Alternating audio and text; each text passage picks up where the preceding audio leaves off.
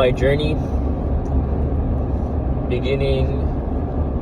I started about maybe a month ago or so. A lot of things have happened before a month prior, or not a month, but years prior to what I've been going through for the past month now. I went through a lot of shit. I had to see a lot of things. And, you know, I was always cognitive, and I've always realized things that I shouldn't have done, things that I did do, and things that I was doing subconsciously. And I guess one of my biggest things for that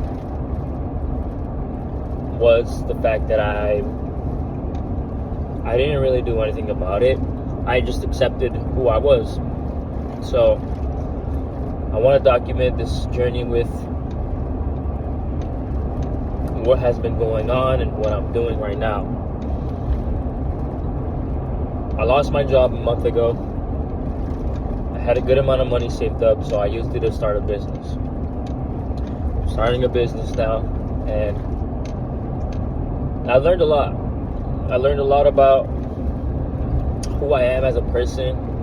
I already had the boundaries, or I already passed the boundaries of knowing that. I've already known who I already was, but I was too weak to pursue anything that I really wanted to pursue. You know, I've always felt myself as an innovative person. I've always saw myself as an innovative person. I was very articulate with a lot of things, and I was able to express my feelings and emotions very well. And now I've essentially perfected that.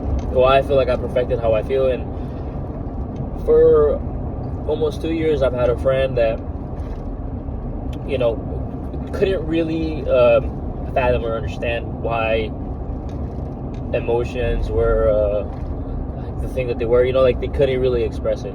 So one of my biggest things was to help him out with that, and help him out with his self-image. And, you know, I think I've done a great job, and now he's my partner, and now me and him are trying to build a business, which honestly is going very great. And I mean, I think it's a beautiful thing. I won't say too much right now because I will be recording a lot for a while and just posting it just to see where I go for the next month. I mean, the way that we have been scaling this business, we hope to see a lot of good things happen within 2 weeks, you know, and I hope I can show it, and I hope that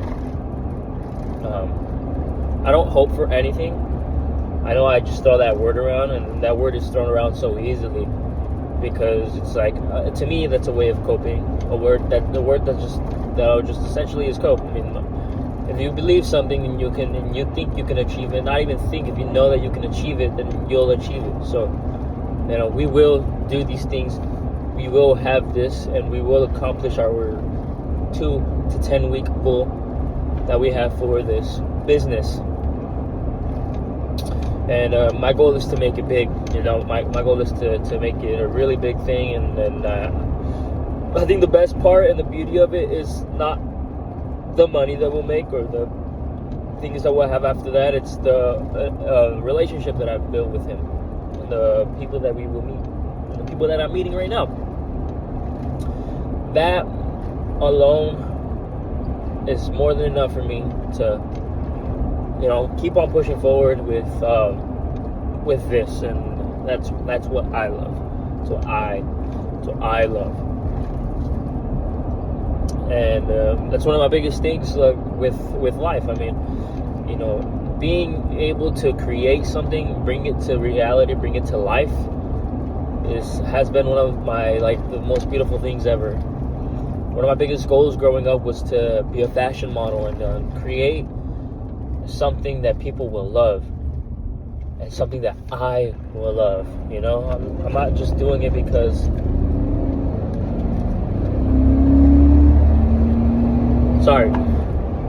I'm not doing it because I want this sort of I'm not doing it in a greedy way, you know. Essentially, to me, it's as selfish as it can be, and I mean, in a way, obviously, like I'm in a lot of debt. I have a lot of debt, and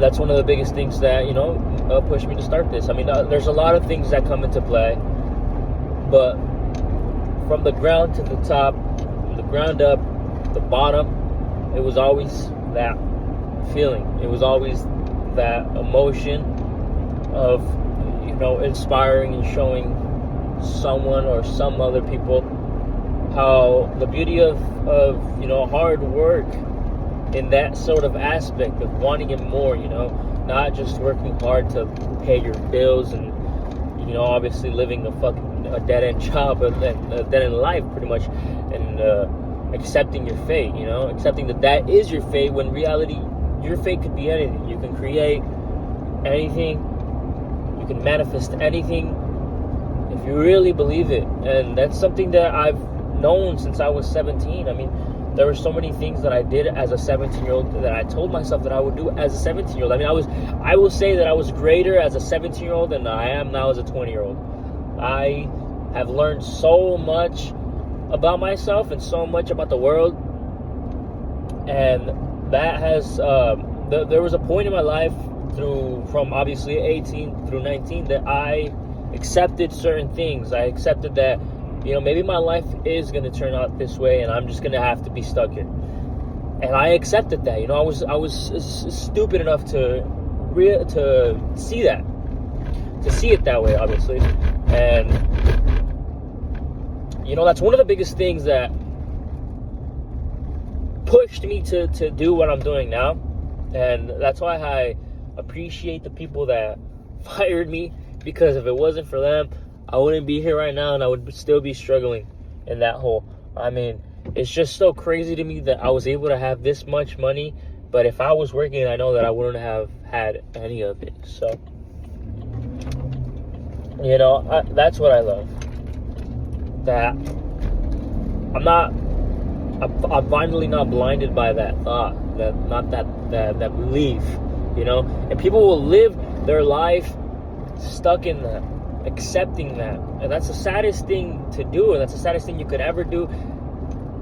But you want to be there, if you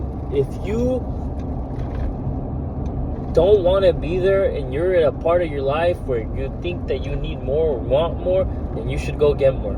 You should do more than just that. And what you're doing now and what you believe now, it's all a lie. It's all a lie. It's all a lie to keep you as a consumer and drown you in that. You're a slave, essentially. And that's what I hate. That's what I don't like. I don't like things that,